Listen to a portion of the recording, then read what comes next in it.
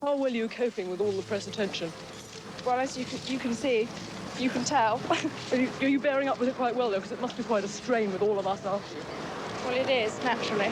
You're coping with it all right, though? You seem to be doing very well. Well, I'm still around. What a picture of hope and happiness and love. She had it all.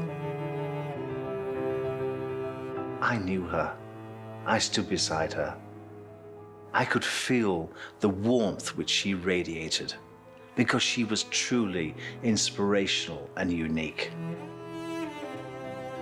But someone else occupied that space in between, and I learned to serve two royal mistresses.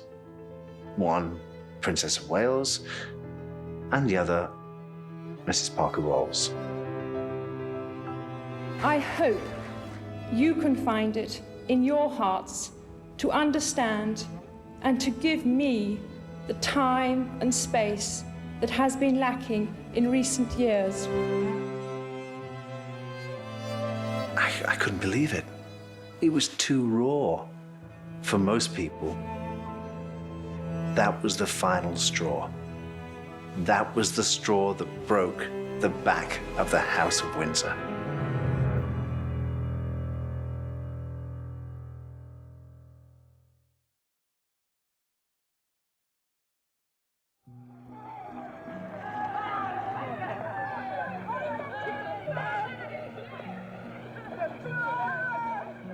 In the summer of 1980, the Queen told me that a young girl was coming to stay for the weekend.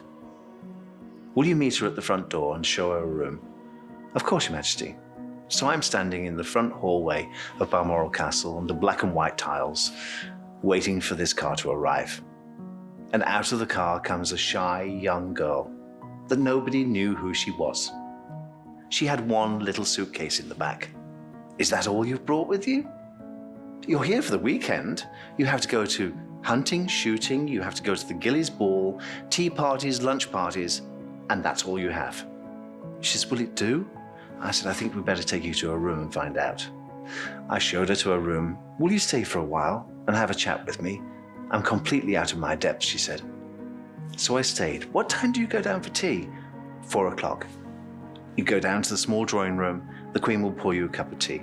I don't like tea. I'll make sure she has coffee there waiting for you.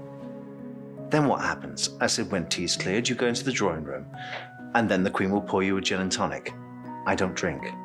I'll make sure there's a glass of water there for you. Then what happens? Then the Queen plays cards on her card table. Do you play bridge? Yes. Then make sure you're sat at the card table to play bridge with the Queen. That's a good way to get to know Her Majesty. Then the Queen will take the dogs into the garden. Maybe you could suggest you went for a walk with her.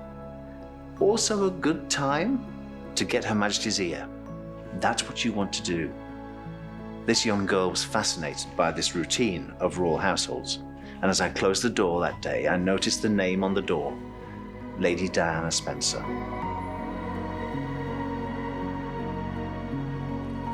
It's almost impossible to describe to a stranger or someone who's never met Princess Diana what she was really like.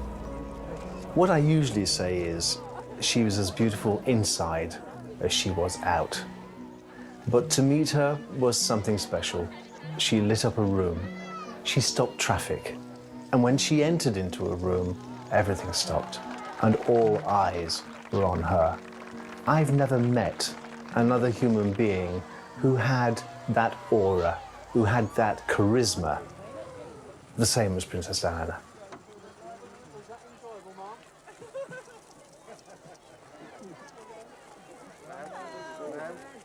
The princess changed enormously from the time I met her, aged 18, to the very end. I was there from the beginning to the very end. And I can tell you, in the beginning, she was a shy, naive, quiet girl who knew nothing about the world. She transformed. She had to. She had to survive. She was thrown in at the deep end and told to swim, and she learned quickly. My years at Westheath were certainly very happy ones indeed.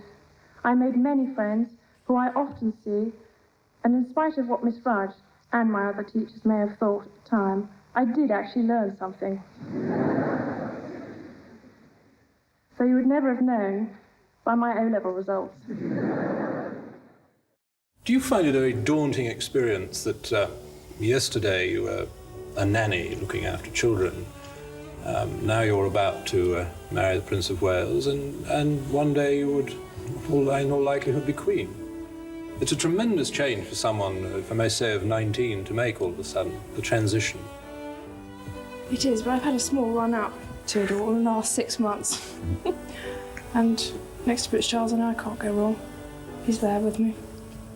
Did you find it a very hard decision, Lady Diana?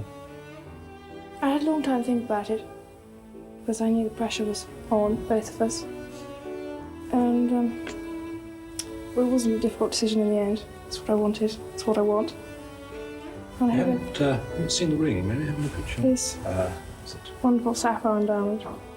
When were you given that? Just last night? Or? No, Sunday. But not wearing it? No. Yesterday? No, pretty hidden. What about the proposal, Your Royal Highness? How did that come about? Well, I asked Diana before she went to Australia, 2 or 3 days before, because I thought it'd be a good idea that, apart from anything else, if she went to Australia, she could then think about it, and if she didn't like the idea, she could say she didn't, or if she did, she could say that. But in fact, you actually said yes, quite yes, promptly. Before you went to Australia? Yes. But they've got to sit on it for 3 weeks. Must have been an agonising 3 weeks. Did you speak at all? I mean, the phone lines must have been pretty busy between here and Australia. Yes, we tried, but it was quite difficult because I think there was a certain amount of press interest there. Although they never actually found you, did they? No. But I rang up on one occasion and I said, can I speak? And they said, no, we're not taking any calls. So I said, well, is the Prince of Wales speaking? How do I know it's the Prince of Wales? Came back to reply. So I said, well, you don't, but I am, in a sort of rage. The most watched event in human history was her wedding day. St. Paul's Cathedral was the setting.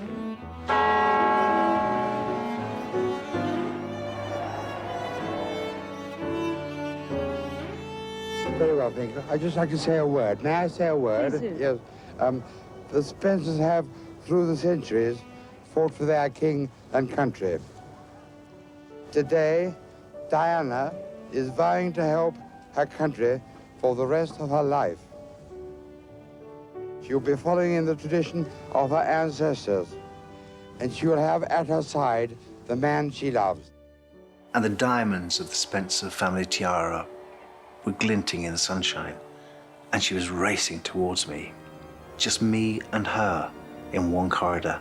She was like a galleon in full sail. What a picture of hope and happiness and love. She didn't eat a morsel. And she said to me later, I couldn't eat a thing, Paul. My stomach was in knots. I was just totally wound up by the day, by the excitement, by the spectacle. She says, but you know, the most wonderful thing was walking down the aisle of St. Paul's Cathedral with my father. She says, but did you ever look at the footage of that? I said, I've seen it many times. She says, next time you look at it, watch me. She says, can't you see me looking from side to side? Can you see me doing that? Do you know what I'm doing? I'm looking for her. I'm looking for Camilla. And she was there. She was even at my wedding. Here is the stuff of which fairy tales are made. The prince and princess on their wedding day.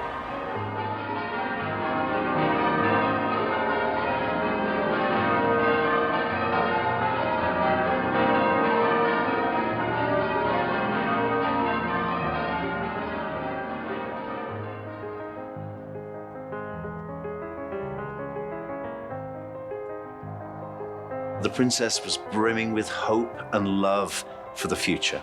She fell in love with her prince. And there they were, a golden couple.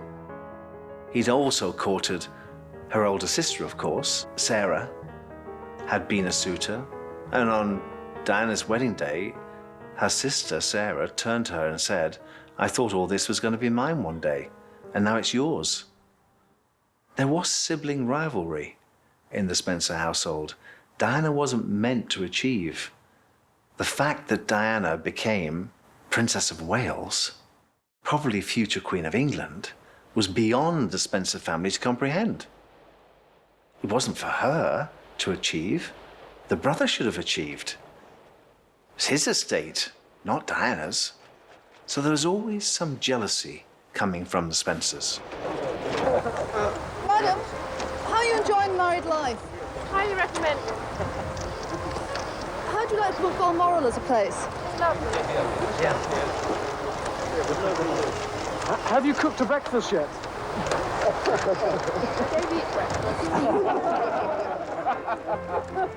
I remember very well Prince William being born because on that particular day, the Queen rang her bell and said, "Send for a bottle of champagne, my favorite, Krug. We'll all have a glass of champagne to toast the birth of my grandson, William." So I stood in the Queen's sitting room at Buckingham Palace with a glass of champagne, toasting William's health.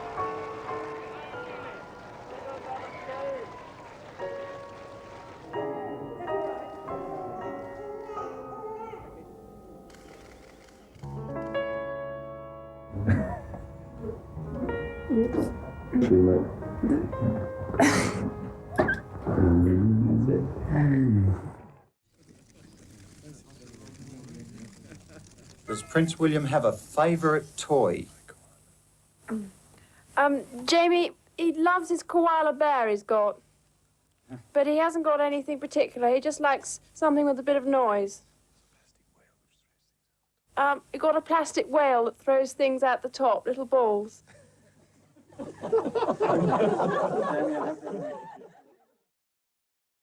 During this time, of course, Diana was visiting Balmoral and Sandringham and all the royal residences and actually got to know me very well.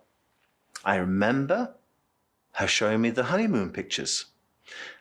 I remember her telling me that she was carrying another baby, which was Harry. She was at Balmoral wearing a very beautiful tartan evening dress for the Gillies ball, and she pushed me into the dining room. "Put your hand on my tummy," she said. I said, "No, I can't do that. You're a royal princess." She took my hand and placed it on her tummy. "Can you feel that?" she said. And a little kick. She says, "It's a boy." "You shouldn't have told me that. That is a state secret. Now, if it gets out, you'll blame me." She says, "But I'm trusting you with that secret." It was the first time she'd actually trusted me. How old this is?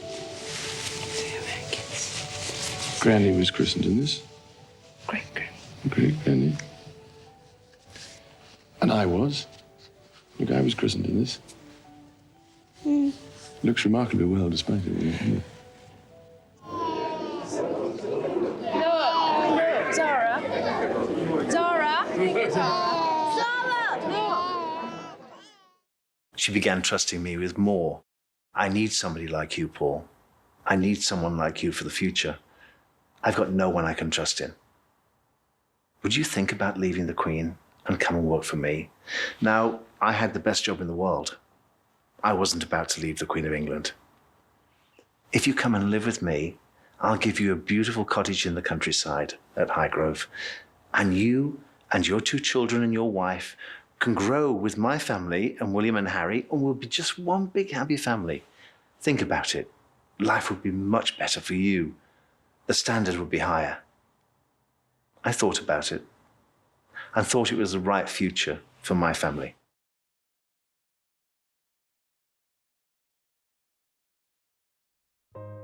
When you think about a royal upbringing, you think about nannies and nurseries and things like that. It was different for Diana because she was very hands-on. From the first day, she was changing nappies, she was giving feeds, she was always there.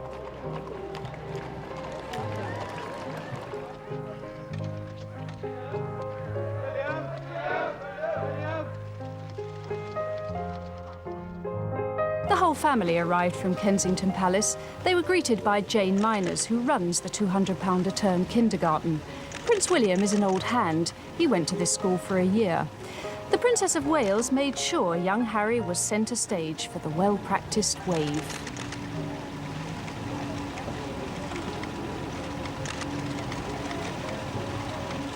Then elder brother tried to take charge, but Harry wasn't having any of it. Clutching onto his Thomas the Tank Engine satchel, he followed his brother down the steps into school.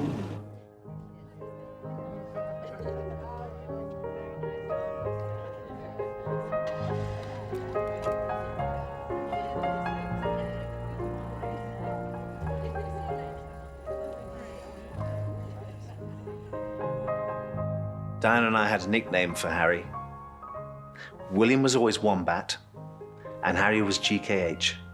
We called him Good King Harry. Because one day, William said, "I don't want to be king."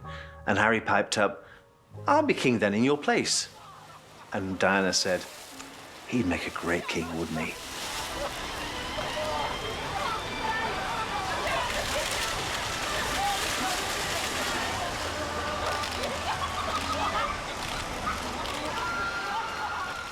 Living and working with the Queen was far more easy than living with Diana.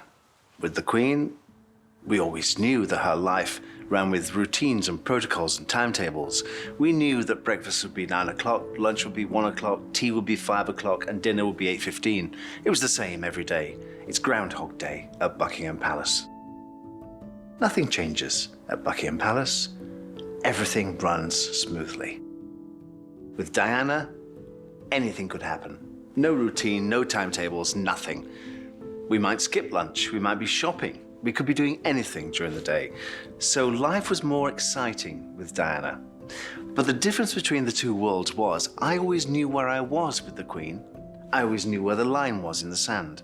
I knew when not to cross that line, and I knew to stay and bow. I was a servant, but also a friend and confidant to the Queen, but in a different way. With Diana, it was, have a cup of tea with me, have a cup of coffee. Don't just stand there. I used to stand every morning waiting for the princess to come through from her dressing room. And every morning, standing there with a half a grapefruit and a cup of black coffee, I'd bow and say, "Good morning, Your Royal Highness." "For goodness sake," she'd say, "when are you going to stop doing that? It's just me and you in the room. Sit down, have a cup of coffee with me and tell me what's been going on." Sorry, I didn't see you I there. wish you that, darling. Wish you Hugging that. the lamb. I'm happy with that. I'm having it all inside. So are you on your way shopping?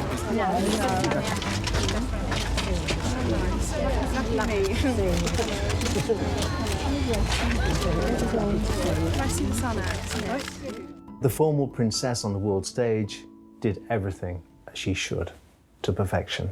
But behind closed doors, she was naughty. She was a naughty little girl. She loved to have fun. She loved to giggle. She loved to play practical jokes. At that time, everybody was saying, "Good luck," and "I hope everything goes well," and "How lucky you are to be engaged to such a lovely lady." And my goodness, I was lucky enough to marry her. And we had many, many messages.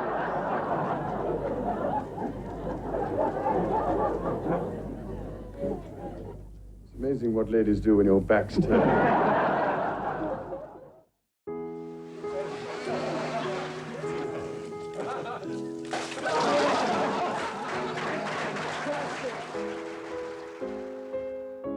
The most important people in Diana's life were her two boys. She called them "my boys." She'd have done anything for those boys. When the boys went to boarding school, things changed. And Diana realized that the boys were royal princes and they needed a royal upbringing, so she gave them up. And they often spent their holidays with their grandmother and grandfather at Balmoral or Sandringham.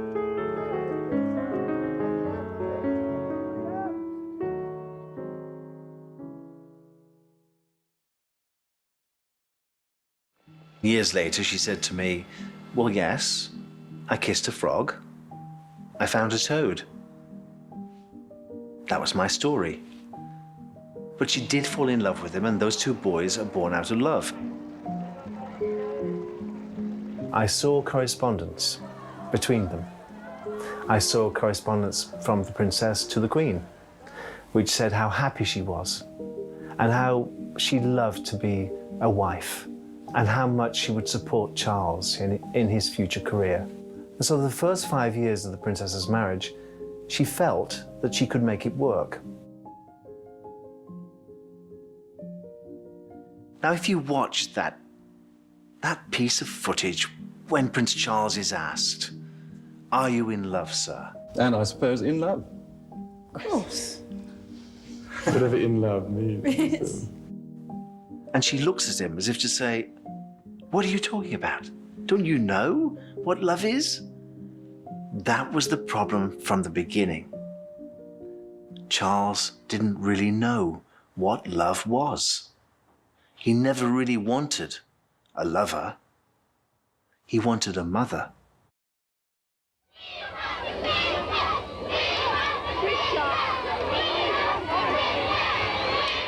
I haven't yet worked out a method of splitting my wife in half. She can do both sides. In the early days, Diana's light was small, but he began to shine brighter and brighter and brighter. And it was a sort of a Star is Born situation. Prince Charles would say to her, "While I married you, I made you a princess. You weren't born royal. This is a man who's been born to be king. This is a man who has been treated from the very beginning as a god. Suddenly being eclipsed by this woman, he wasn't very happy."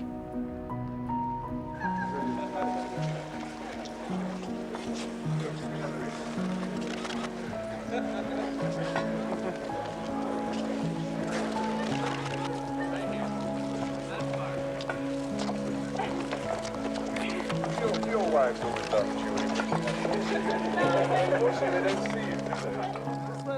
Prince Charles wasn't always kind to the princess. In fact, sometimes he was quite cruel. I remember one occasion she came downstairs wearing a beautiful black and white Catherine Walker gown. And she said, "Charles, I've had it made specially. Do you like it? You look like you belong to the mafia," he said, which cut her down to her knees. And then on one occasion, she came down in a tartan dress and said, "Do you like this one? Where you look like a British Caledonian stewardess."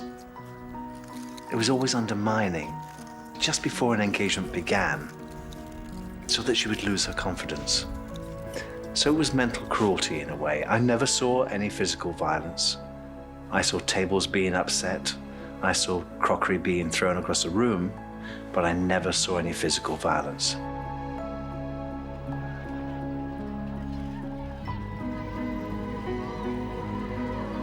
Now, the royal marriage was falling apart, and I was Diana's man, placed strategically at Highgrove, placed there to keep the house in order, but also to be there for Diana, to be there as a rock, she later called me.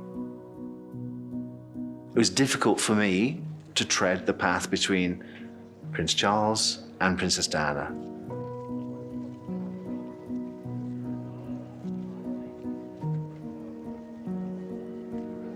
Now, Diana arrived every weekend with the boys on Friday afternoon and left every Sunday.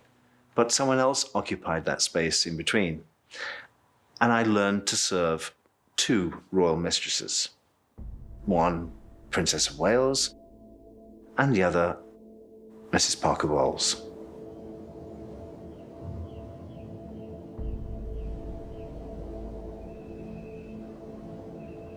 It was impossible to do this balancing act between the prince and the princess, the prince during the week and the princess at the weekend, and then have someone else pop in to this ménage à trois.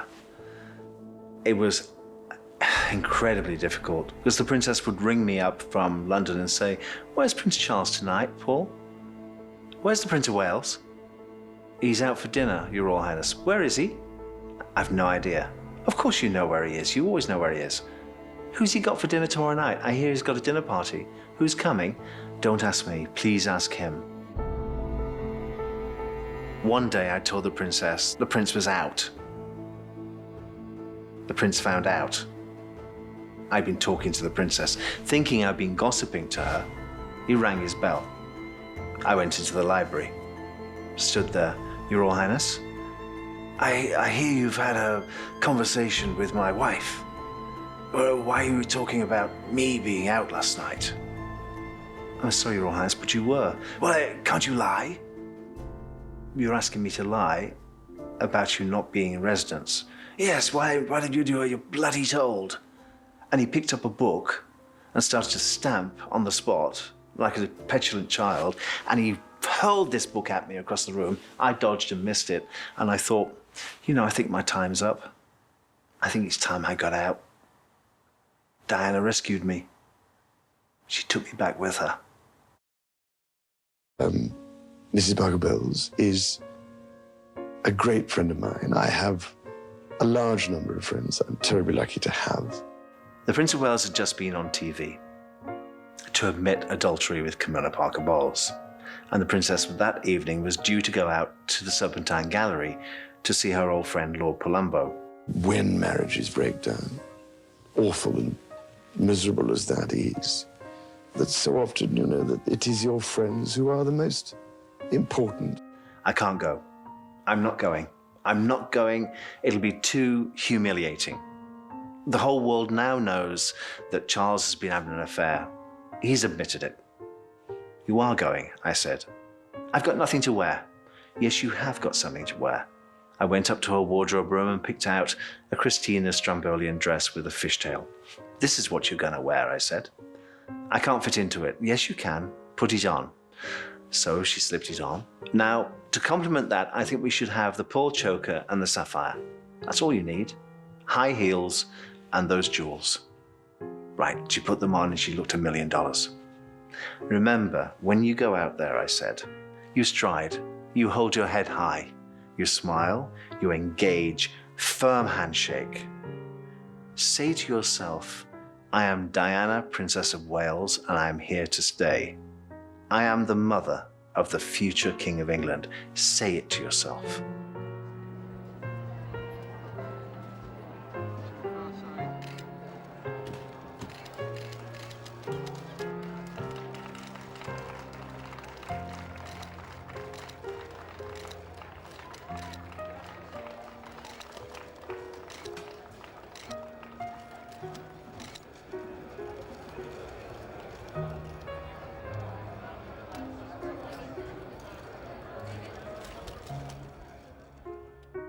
The only secret Diana ever kept from me was the Martin Bashir interview for Panorama. Now, I'd known Martin Bashir for a long time, and he was one of the men that I used to bring into the palace under a blanket because he didn't want to be seen by anyone. He was never a lover of the princesses. He was just a work associate. He persuaded the princess that she had to have a voice. She needed to tell her story, and what better a vehicle than Panorama? I was sent home on a Sunday afternoon. Strange, I thought. Why would she be sending me home? Go and spend some time with your family. I'm doing nothing this afternoon. Don't worry about me. The minute I'd left the palace, in through the back door comes Martin Bashir and his camera crew. And they set up the Prince of Wales sitting room, which she used for that interview. At the age of 19, you always think you're prepared for everything, and you think you have the knowledge of what's coming ahead. But although I was daunted at the prospect at the time, I felt I had the support of my husband-to-be. I had no idea that was being done. The next morning I came to work, I noticed all the furniture had been moved. Why have you moved the furniture? It's not in the same place. I had a dance class. I had to move the furniture out of the way just so that we could exercise. Strange. Very strange. She avoided me for the next 2 days, never spoke to me. How strange, I thought. She's hiding something. And then she told me that she'd made a recording with Martin Bashir for Panorama. What have you said? Well, I just put the record straight, she said.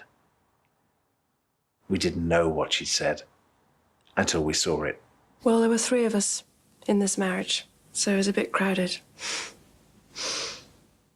31 million people stopped in their tracks on that Monday night and couldn't believe what they were seeing.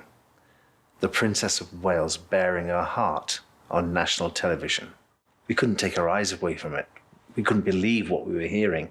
There are 3 people in my marriage. My husband isn't fit for the top job. I think it would bring him limitations. She was honest, open, and frank. Did you love James Hewitt? Yes, I did. Yes. Were you unfaithful? Yes, I adored him. Yes, I was in love with him. But I was very let down. It was all there. I couldn't believe it. It was too raw for most people and an embarrassment for the royal family. That was the final straw. That was the straw that broke the back of the House of Windsor. James Hewitt came along at a time when the princess was first looking for someone to love. I have no comment. No comment, I'm afraid. Will you be prepared to make a comment to us later on in the day? No, I have no comment. He just happened to be there. He just happened to be a dashing cavalry officer. Just happened to push all the right buttons. I have to tell you, he was there after Prince Harry was born, not before Prince Harry was born, because there's a great myth in the world that people think that Harry is James Hewitt's son. That's impossible. She didn't know James Hewitt at that time. You have to look at the chronological order of the way things happened. Good. I'm going off here. That's enough. Thanks. Thank you. So Harry was born. Prince Charles had told her, "I don't love you. I only married you to have children." She then begins to look for someone to love. And James Hewitt was there. I was the one she trusted. No one else knew of this relationship. And I would ferry him to and from Highgrove, from Kemble railway station, in the back of my car, and take him back to the train station when they'd had tea or he'd spent the night. But this was a real big secret. The other big secret I was keeping was, of course, Prince Charles was seeing Camilla Parker Bowles. No one knew. The world didn't know at that stage. The Prince of Wales and Camilla Parker Bowles seen together in public quite clearly, coming down the steps of the Ritz after the party for the 50th birthday party for Camilla's sister. No secret about their relationship now, none possible at all. The photograph that people have waited so long, the picture that people have waited so long to see. Quite brief, really, out of the doors, down the steps, into the car, and driving away. Absolute cascade of flashbulbs, only a few seconds, but the picture, the scene that says so much.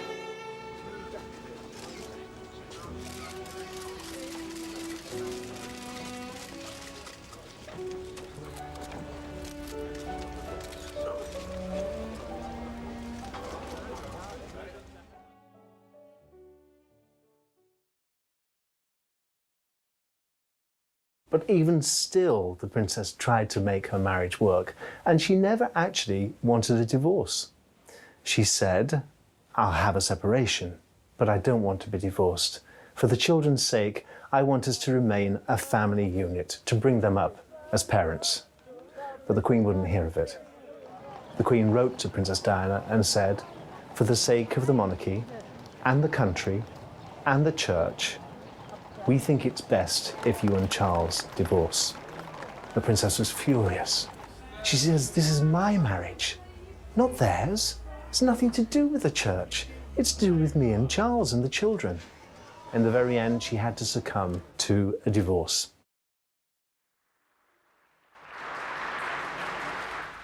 Your patron has never been happier to see you. Whatever uncertainties the last few weeks may have brought, I want you to be certain of this: our work together will continue unchanged, especially now as Christmas brings its own painful stresses to so many people in need.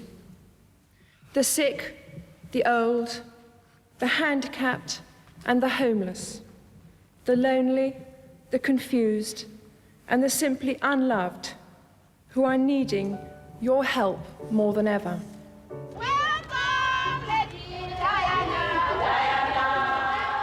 I was with her for 10 years in total.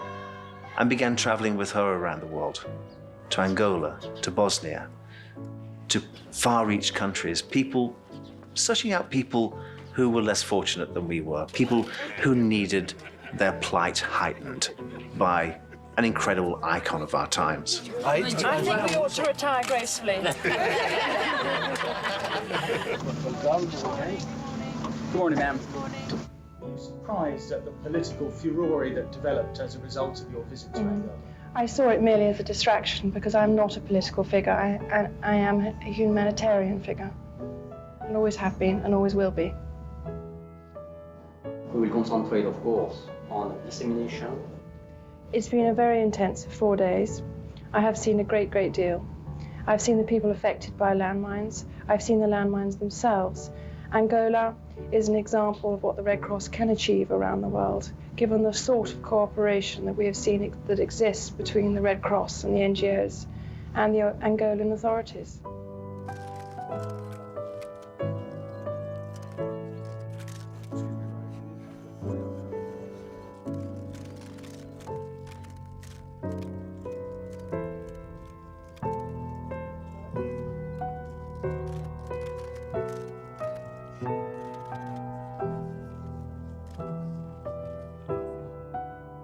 Despite the controversy at home, the princess's campaigning continued today in what's believed to be the most heavily mined town in the world.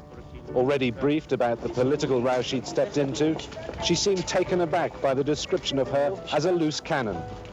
Well, Jenny, I'm only trying to highlight a problem that's going on all around the world. That's all. It's been said, though, that you're aligning yourself with Labour policy. Do you think that's wise? Labour? I don't know what you're talking about. I don't know what We have really to keep the programme going. Thank you very much. Thank you very much.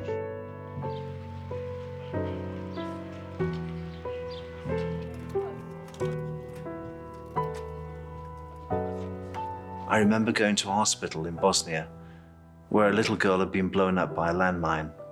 She'd been into the field to retrieve her brother's football, and she'd been blown up and lost her legs. She was critically ill, and the princess sat by her bed and held her hand, and this little girl couldn't understand English. And the princess left. The little girl opened her eyes and said to the nurse in her language, "I've just seen an angel." That one moment of humanity changed my life, and I saw the princess in a different light. I saw her as beautiful inside as she was on the outside. I wanted just to be with you, to show you that you are not forgotten. Diana did things differently. There was a memo came from Buckingham Palace. "Diana, when you're in public, please wear a hat and please wear gloves, because you're touching the public and you might catch something."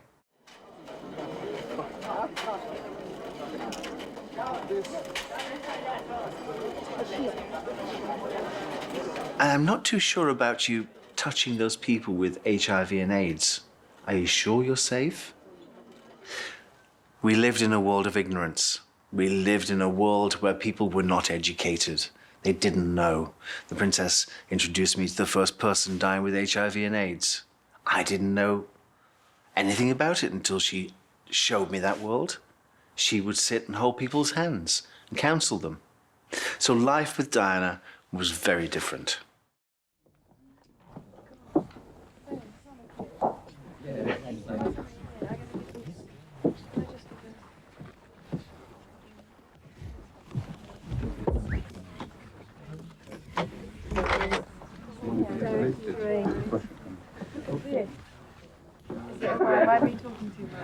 Life with Diana was 24/7. My wife said, "There are 3 people in my marriage too, because Diana is always there." She used to say, "She's your baby." I said, "Yes, she's my baby. She needs me. She needs me to be there." My wife had 2 children. The princess had no one. Her children were away at boarding school. She had no husband. Occasionally, she had a male companion, but they came and they went. I was responsible for that too. I was a go-between. I was the one that went out with my car, brought people back to Kensington Palace in the back seat of my car underneath a blanket, just to give the princess some love. All she was ever looking for was to be loved. She used to say to me, all I ever want, Paul, is a man to put their arms around me and say, I love you. That's not too much to ask, is it? And that's what she was searching for. Towards the end of her life, of course, she found her soulmate. Her soulmate was Hasnat Khan, the heart surgeon.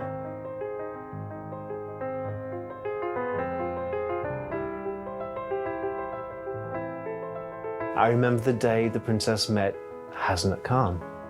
She came back from the hospital, having visited children on the ward, and she said the most astonishing things happened to me today. As we sat down, she told me about this meeting. She said I was going up in the elevator and somebody put their foot into the elevator door as it was closing, and it opened again. And there he was. This gorgeous man was staring at me. Well, who wouldn't stare at Princess Diana? Surrounded by a gaggle of students, Hasnat was on his rounds around the hospital. And there he was, face to face with the princess for the first time. And she said, I knew I would have a relationship with him. Our chemistry was so strong that I knew. Of course, their relationship was nearly 2 years in the making. 2 years, no one knew about him. Again, I was the go-between. I would bring him into the palace. I'd ask chef to cook dinner for 2. I'd wait dinner for 2. I'd make sure they were comfortable before I went home. And in the morning, I'd take him back in the boot of my car to the hospital. So the police never saw him. The chefs never saw him. The maids never saw him. And no one saw him, just me.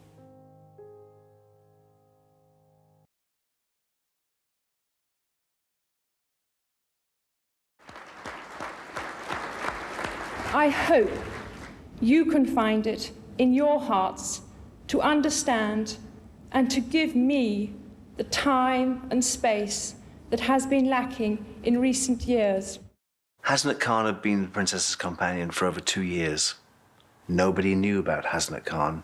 That was not played out on the world stage.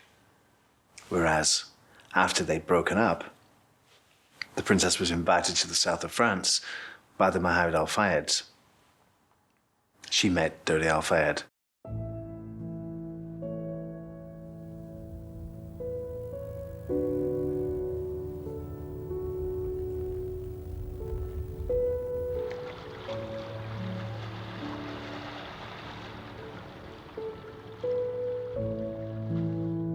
Did you know that the romance of the princess and Dodi Fayed was 30 days from beginning to end? It only lasted 30 days. I spoke to her regularly when she was away. Have you seen Hasnat? I said, yes, I went for a drink with him last night. What does he think of me being here in the south of France with Dodi Fayed? Well, he's not too pleased. Has he seen the pictures in the papers? Yes, he has, because you know his routine. You know every morning he goes to the corner shop and sees the press. You know that. And I know that's what you're doing. You're manipulating the world's media by having these pictures taken to show Hasnat who you're with. It's sort of a... Are you jealous? Do you mind? Do you care? Are you bothered? That's what Diana was saying to Hasnat Khan through those pictures in the world's media. And of course, Hasnat was bothered. And I didn't find out until recently that he called her the day before she died on her mobile phone. He called her to try and patch up their relationship. Had she returned to London, I truly believe the romance between Hasnat Khan and the princess would have been rekindled. It was too strong. It was too deep. They were true soulmates. I said to the princess, when are you coming home? I'm coming home on Sunday, Paul. I'm just bored. I'm on this boat. It's freezing cold downstairs. It's boiling hot on deck. I'm sending these pictures out and nobody's coming back to me. I'm having no communication. I need to come home. But the only way home is on the Harrods jet. The only way I can get home is via Paris, because Dodi has to go to Paris to do some business for his father. How is he with you? Oh, he's very spoiling. He's very generous, the princess said. He's given me a necklace, some earrings. He's given me a watch. I said, you know what's coming next, don't you? Do you think so? Oh, yes. He's going to give you a ring. But remember, when he gives it to you, put it on the fourth finger of your right hand. Yes, that's the thing to do. I'll do that. You always know what to do. I stared for a while in disbelief, and I took her hand and said, "Wake up." And nothing happened. I spoke to the princess the day before and made all her plans for her return. Then she rang me from the hotel in Paris and said, "Oh, I'm going to be a little late, so will you arrange everything a day later?" I said, "Yeah, sure, it's no problem." 10 months before that, the princess had written me a letter. And in that letter, she said, in her own handwriting, on her own stationery, her words were, "The next few months are the most difficult in my life. I fear that my husband is planning an accident in my car, head injuries, in order that he can remarry." Now, when you read those words, a prophecy the princess made 10 months before she died, it's rather eerie.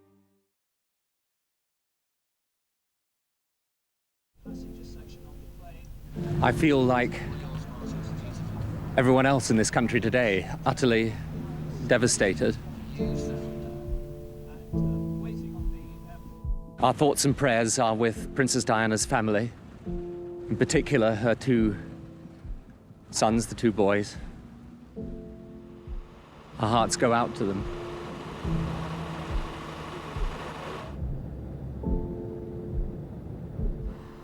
First, we'd heard the princess had had head injuries and broken her arm. And then at 2 o'clock in the morning, we heard that the injuries were more serious than they first thought. And it wasn't until about 3 o'clock that they told us that the accident had been fatal. And during this time, my thoughts were, I must get to Paris, because if she's incapacitated in any way, she'll need me to support her, to take care of her, to keep her safe. And when I heard that the accident was fatal, I thought there's even more reason for me to be there. I do need to keep her safe. I need to protect her. I need to look after her. So early Sunday morning, I arrived in Paris and was taken straight by the British ambassador, taken to the hospital.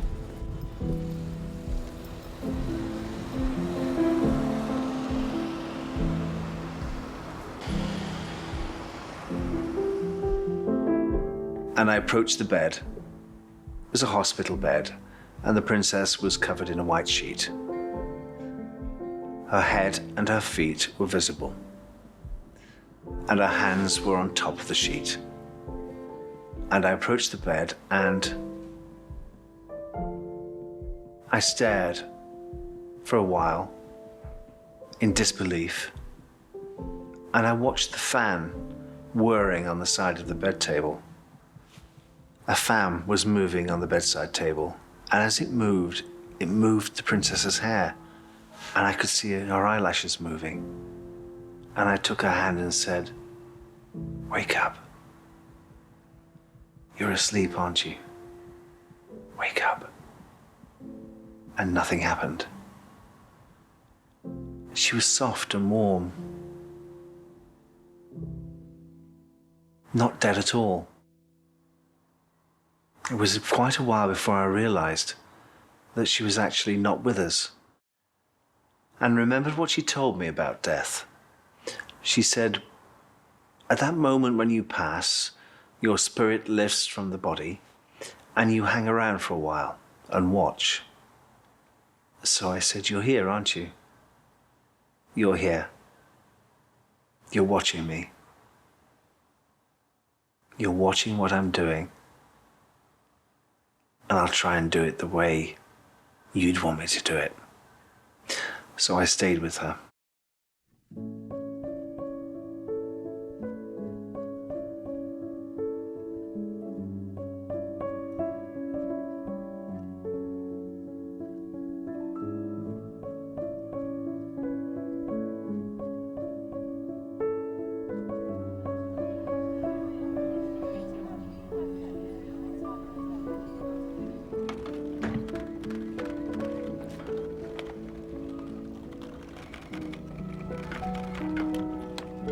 It must have been very difficult for the Prince of Wales to come to Paris because he was estranged from his wife, divorced from his wife, didn't particularly like her. He was there, of course, for the boys, as their father. But he was out of sorts, didn't know how to behave. This was new territory. His ex-wife was dead.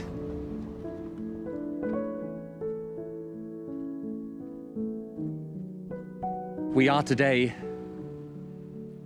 a nation in Britain in a state of shock, in mourning, in grief that is so deeply painful for us. You know how difficult things were for her from time to time. I'm sure we can only guess at, but the people everywhere, not just here in Britain, everywhere, they kept faith with Princess Diana. They liked her, they loved her. They regarded her as one of the people. She was the people's princess. And that's how she will stay, how she will remain in our hearts and in our memories forever.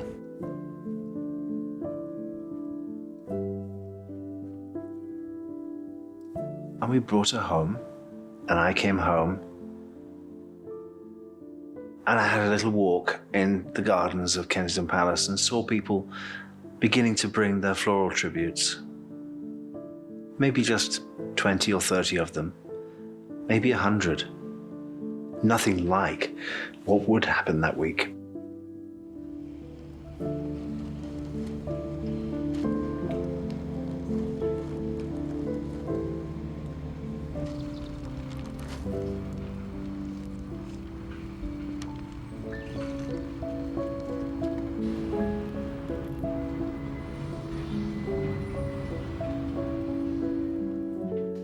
At the time of Diana's death, of course, there was great animosity towards the royal family. They felt the Queen wasn't doing enough. She was keeping her grandchildren safe at Balmoral, but she wasn't appearing for her people in London. The people thought she'd lost touch with the nation. I remember watching that broadcast, unprecedented broadcast of the Queen from Buckingham Palace live, the only live broadcast she's ever made. And she spoke from the heart. First, I want to pay tribute to Diana myself. She was an exceptional and gifted human being. In good times and bad, she never lost her capacity to smile and laugh, nor to inspire others with her warmth and kindness. I admired and respected her for her energy and commitment to others, and especially for her devotion to her two boys. This week at Balmoral, we have all been trying to help William and Harry come to terms with the devastating loss that they and the rest of us have suffered. No one who knew Diana will ever forget her.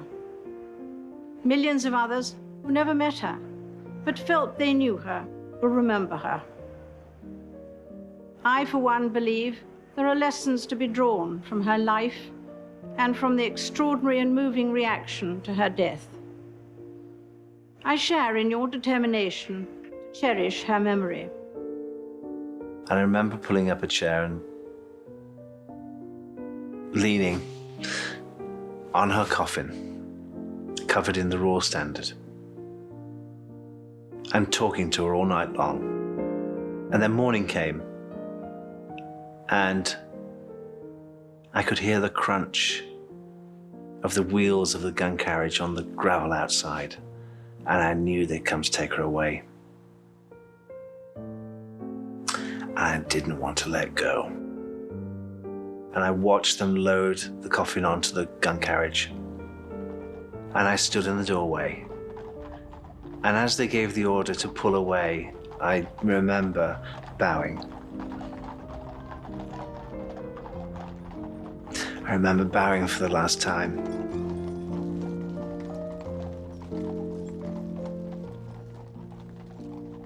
And saying,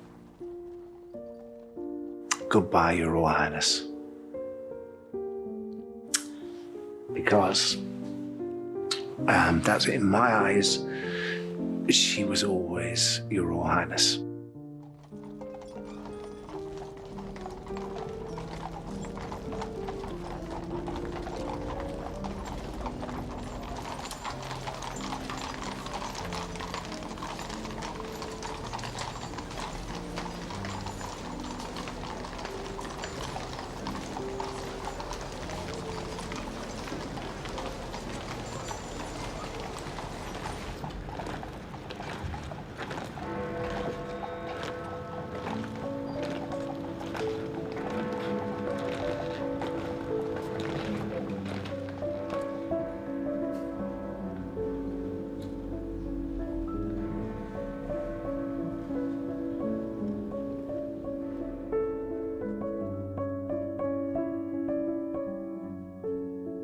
Charles. Shut up. Charles. Thank you so much. Thank you. I'm so sorry. William. William. Thank you so much. Thank you. Oh, no. Thank you very much. Thank you. William, we love you. Love you.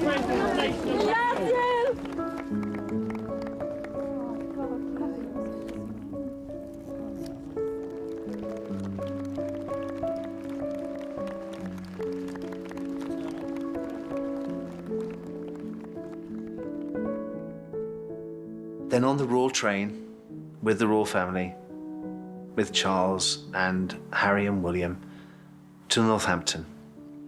And we arrived and had lunch with Earl Spencer in the dining room. Someone came in and whispered into Charles Spencer's ear. He got up. Diana's arrived, everybody. So we all got up into the hallway, and the Princess's coffin had just arrived at the front door.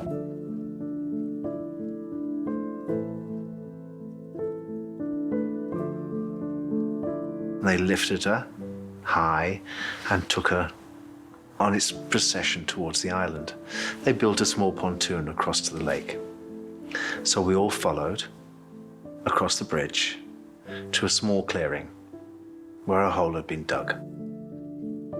The soldiers lowered the coffin.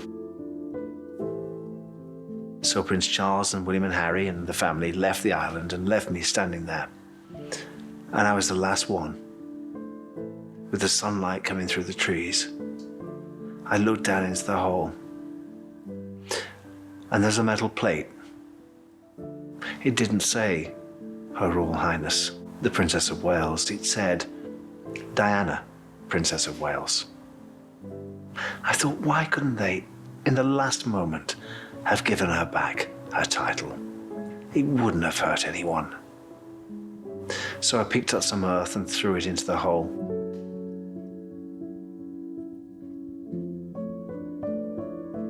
And that's where my life was.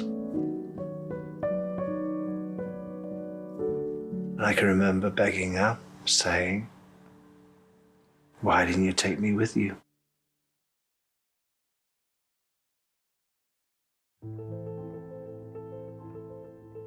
She made a difference to people's lives every single day of her life.